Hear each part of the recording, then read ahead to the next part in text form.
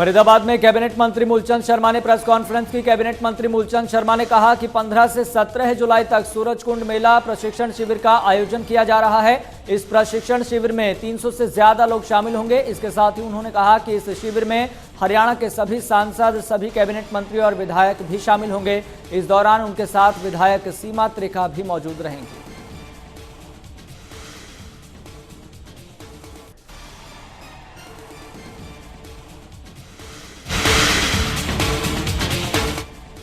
Haryana BJP के प्रदेश अध्यक्ष ओम प्रकाश धनखड़ ने पंचायत चुनावों को लेकर प्रतिक्रिया दी। उन्होंने कहा कि पंचायत चुनाव और जिला परिषद के चुनाव भारतीय जनता पार्टी चुनाव चिन्ह पर लड़ेगी या नहीं, इसका फैसला पार्टी के नेताओं और उम्मीदवारों के साथ चर्चा करने के बाद लिया जाएगा।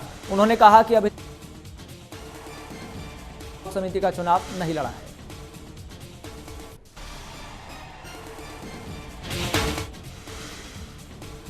हरियाणा के करनाल में पानीपत के नजदीक घरौंडा रेलवे स्टेशन के पास शताब्दी एक्सप्रेस में सवार पंजाब के एडवोकेट जनरल अनमोल रतन पर हमला हो गया। वो जिस कोच में बैठे थे उस पर अचानक से पथराव हुआ। मूसेवाला मर्डर केस के आरोपी गैंगस्टर लॉरेंस के ट्रांजिट रिमांड के खिलाफ दायर याचिका की सुनवाई को लेकर पंजाब का पक्ष रखने के लिए अनमोल रतन दिल्ली आए हुए थे। हालांकि पत्थर ट्रेन की खिड़की का शीशा तोड़कर अंदर नहीं आ पाया, जिससे अनमोल रतन को कोई नुकसान नहीं हुआ।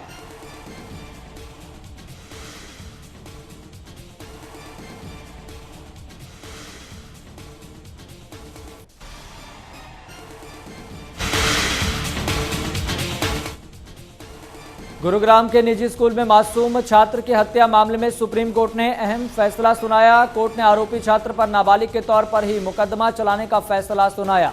दरअसल सुप्रीम कोर्ट ने 14 मार्च को इस मामले पर फैसला सुरक्षित रख लिया था, जिस पर सुनवाई हुई। बता दें कि सितंबर 2017 में एक निजी स्कूल में मासूम की हत्या की गई थी। गुरुग्राम पुलिस ने स्कूल बस के कंडक्टर को इस मामले में आरोपी बनाया था। सीबीआई जांच हुई तो स्कूल का ही 12वीं कक्षा का छात्र कातिल निकला था।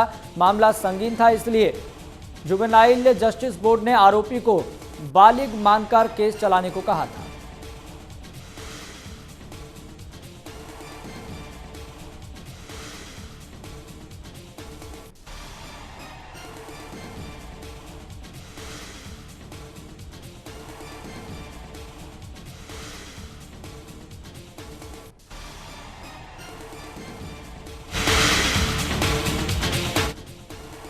वह हरियाणा बीजेपी के प्रदेश अध्यक्ष ओम प्रकाश धनखड़ ने पंचायत चुनावों को लेकर प्रतिक्रिया दी। उन्होंने कहा कि पंचायत चुनाव और जिला परिषद के चुनाव भारतीय जनता पार्टी चुनाव चिन्ह पर लड़ेगी या नहीं, इसका फैसला पार्टी के नेताओं और उम्मीदवारों के साथ चर्चा करने के बाद लिया जाएगा। उन्होंने कहा कि अभी तक बीजेपी ने सिंबल पर पंचायत और जिला परिषद और ब्लॉक समिति के चुनाव नहीं लड़े हैं।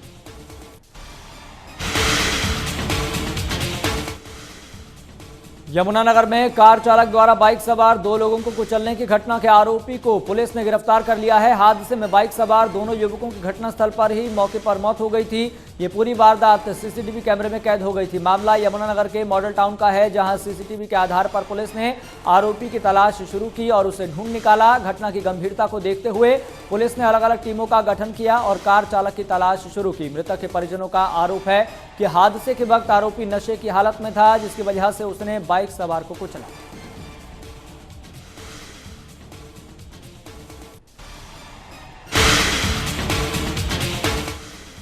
रोहतक में जूनियर बॉक्सिंग प्रतियोगिता का आयोजन किया गया था। बॉक्सिंग प्रतियोगिता में अंबाला के 2 बच्चों ने गोल्ड और ब्रॉन्ज मेडल जीतकर जिले का नाम रोशन किया। बच्चों की जीत पर कोच ने बच्चों को बधाई दी है। बच्चों ने अपनी जीत का श्रेय अपने कोच और अंबाला के खेल विभाग को दिया और कहा कि कोच और खेल विभाग की समय समय पर बेहतर सुविधाएं उपलब्ध कराई जाती रही है।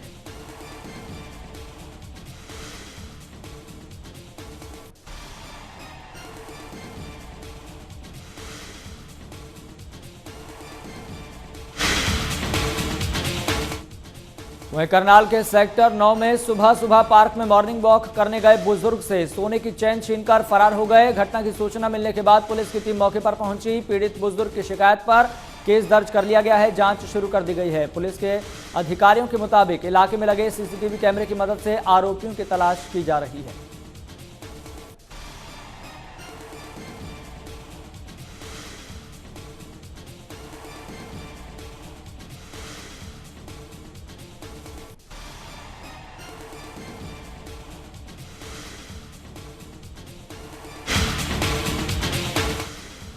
पानीपत के सौदापुर गांव में एक दुकान में आग लग गई, जिसके कारण दुकान में खड़ी 6 बाइक जलकर खाक हो गई। पीड़ित दुकानदार ने बताया कि बाइक समेत स्पेयर पार्ट्स का सामान जलकर खाक हो गया, जिसमें उसका करीब 15 से 20 लाख रुपए का नुकसान हो गया है।